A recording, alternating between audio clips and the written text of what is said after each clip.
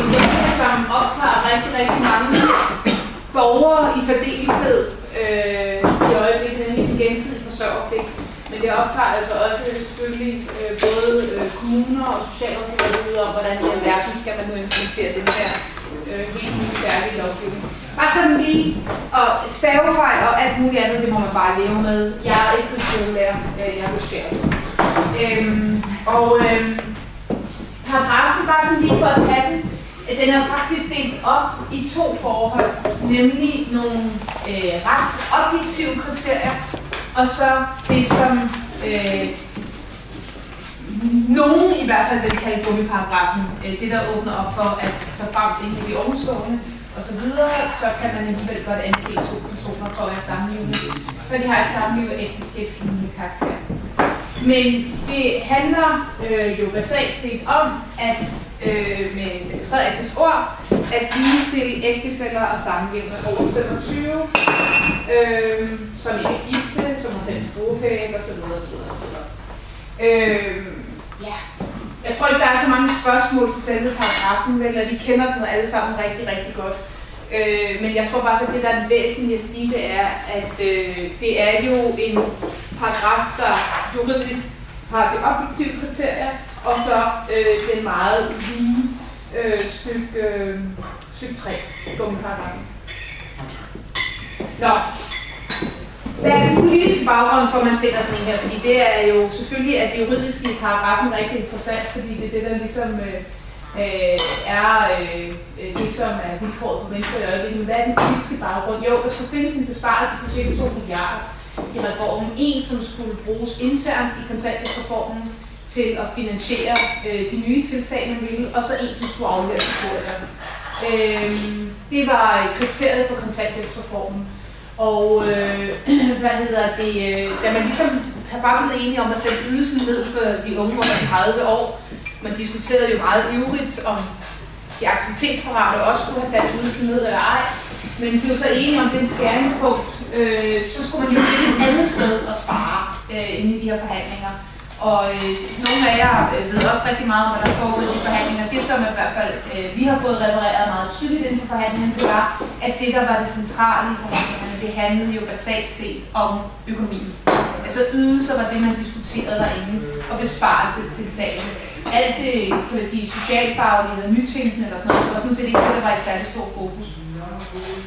Men man hiver altså samleverforsørgelse op af kassen. Det medfører ret heftig debat. Altså internt i forligskredsen også. Fordi at umiddelbart er der ikke bryder sig om det. SF bryder sig ikke særlig meget om forslaget. Dansk Folkeparti bryder sig ikke særlig meget om forslaget. Man ryster ikke så meget på hånden over de borgerlige partier. Og Socialdemokraterne, tror jeg, er egentlig af den opfattelse, at de væsentlige er også for pengene til at passe i den her reform. Og det afviger jo væsentligt fra, hvordan de tidligere har betragtet hele spørgsmålet omkring forsørgelsesgrundlag. Det skal være individuelt eller afhængigt af ægtefælle. Så det er sådan lidt et skift i foretaget her. Men man enes altså i forligskredsen om det, men kun fordi Dansk Folkeparti og Lex Bøsted kommer på banen og friholder dem under 25. Og det skyldes altså, ja, det er jo så min fortolkning det her, vi drøftede det jo rigtig meget med de forskellige ordfører, og det var i høj grad den Bøsted, der var, kan man sige, kunne se det store problem i dem under 25 år skulle også være omfattet, simpelthen fordi deres sambrugsvaner ikke egner sig til på den måde at skulle være forpligtet af hinanden. Og jeg tror, i det her lige lukkede rum skyldes blandt andet, fordi at Bette selv har 7 børn.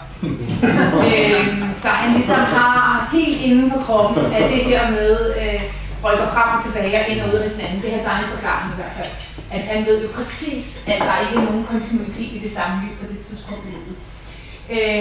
Og så det er på mange måder det var Dansk Folkepartis krav for at gå med. Ministeriets egne beregninger er jo, at loven skal give en besparelse på 350 millioner i år og 600 millioner fremover. Det er en ret stor økonomisk gevinst, når man skal have et Excel-ark til at gå op og akkumulere en milliard. Så er 600 millioner om året jo relativt mange penge. Hvad siger du? 60%. Ja, så statistikerne.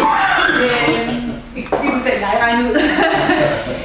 Og det er min klare opfattelse, at det er jo det, der er hovedårsagen til det her forslag. Fordi det, der er den politiske argumentation, det er jo, at man siger, at der skal være ligestilling af ægtefolk og borgere, der er sammen med hinanden. Jeg vil bare sige, at der er intet, der ellers forholder sig, at lige netop de forligspartier, der står bag den her reform, ellers skulle have den holdning. Altså, der er jo det individualitetsprincippet for 87, hvor man faktisk beslutter sig bredt i Folketinget at sige, jamen, det er således, at de ydelser, som der fremover skal være i Danmark, de skal være tilegnet den enkelte og ikke ægtefælleforsørgelse. Og vi kan også godt se det, sådan man har bygget ydelserne op over mange år, og det er faktisk også det, regeringen selv gør. 1. januar, altså sidste år, da man laver ressourceforløbsydelsen i førtidspensionsloven, så laver man jo en ydelse, som er ægtefælleafhængig, fordi at den skal være tilegnet individet. Man gør det også med sygedagpengereformen, der er kommet efter kontanthjælpsreformen, med jobafklaringsydelsen. Det er også en ydelse, som går til den enkelte, altså ægtefælleafhængig. Og derfor så er der bare noget, der strikker i alle retninger. Der er i hvert fald ikke nogen kontinuitet i den politiske argumentation. Så derfor så vil jeg våge den påstand, at det er ren og skær økonomi, der skulle passe ind i et Excel-ark. Den praktiske gennemførelse, kommunen har grebet rigtig meget forskelligt af. Det tror jeg også, det ved I jo godt alle sammen. Den mest brugte metode er at sende brev, hvor man skal give en række oplysninger, der indikerer, om man er sammenlignet eller ej. Og de breve, de er formuleret meget forskelligt. Nogle, der skal man stort set bare underskrive, om man er sammenlevende eller ej, og andre, der skal man ind og svare på en række spørgsmål. Hvor mange gange spiser I sammen? Har I fælles økonomi? Henter du hans børn? Eller omvendt? Og, altså sådan nogle meget detaljerede breve. Så det er den mest brugte metode, specielt i de store kommuner. De mindre kommuner, der har man også været inde og vurdere de borgere, man kender. Fordi der er jo stadig kommuner, der har den størrelse, som man stort set kender hinanden. Altså som vi plejer at sige ude i Rødovre, her har vi ikke CPR-nummer, her har vi borgere, fordi de kender navnene på de borgere, de har oprettet sager på. Men altså, det der i hvert fald er indiskutabelt, det er, at kontrolenhederne nu skal på arbejde. Altså det er, altså hvis der er nogen, der bilder sig andet ind, så tager de i hvert fald fejl. Fordi at med de breve, den brevmetode, der vil der være en del borgere, der slet ikke åbner det brev. Altså fordi det ved vi, en række af de borgere, som vi jo kontakter typisk for brev, de svarer ikke på brevene. Det er kommunen, det er placeret, det er lagt ned der mediatoren eller på anden vis, man lægger bare i bukken til alle de andre. Og dermed så kommer der ikke noget svar tilbage til borgeren, og så er det jo kontrolenheden, der skal undersøge forholdene. Så dem kan man jo passende opruste ude i kommunerne. Det koster penge, og det gør jo noget et indhug i de 60%. Derudover så ved vi jo allerede i dag, at der er en række borgere, der har måttet tage konsekvenser og træffe hinanden. Det betyder, at de får adgang til en række forsørgelsestillæg, både eneforsørgertillæg, men også boligstøtte, som kommunerne så kan ruste op, men det gør endnu en gang indhug i besparelsen. Så det man sige, alt i alt kan man vel med rimelighed rejse spørgsmålet om den kan man sige, besparelse, som der overhovedet er lagt op til, den bliver hentet hjem. Fordi kommunerne får travlt med at give andre ydelser og skulle bruge penge på at kan man sige, implementere den her lovgivning. Derudover så vil der formentlig også have den konsekvens, afledte konsekvens selvfølgelig, at de familier, der så vælger ikke at flytte fra hinanden, de vil leve på et markant økonomisk mere forringet grundlag, hvilket vil betyde,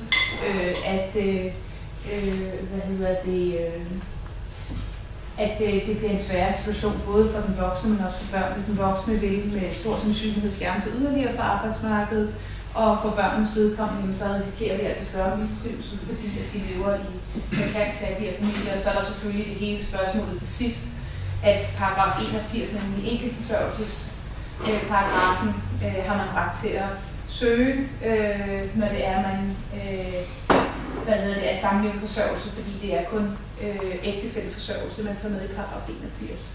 Så der vil formentlig også blive et større træk på enkeltansøgninger for den her borgergruppe, når de opdager det forhold. Det er i hvert fald socialrådgiverens forpligtelse at fortælle dem om det. Ja, så er det jo sådan, det er også en praktisk gennemførelse. Det er jo, at status er jo, at det ikke er alle endnu, der har fået at vide, om de er omfattet af sammenlevende forsørgelse. Fordi kommunerne er simpelthen ikke færdige med at træffe afgørelser i en række sager. Det vil sige, at lige om lidt, så skal man jo have udbetalt sine ydelser, men man aner faktisk ikke, hvilken ydelse man får udbetalt. Det er vilkåret specielt i de helt store byer. Så kan vi ikke sige os fri for også, at det her det slider jo altså også på samarbejde med rådgiver og borgere. Det vil jeg tillade mig at tage med som et væsentligt element fra vores perspektiv i hvert fald.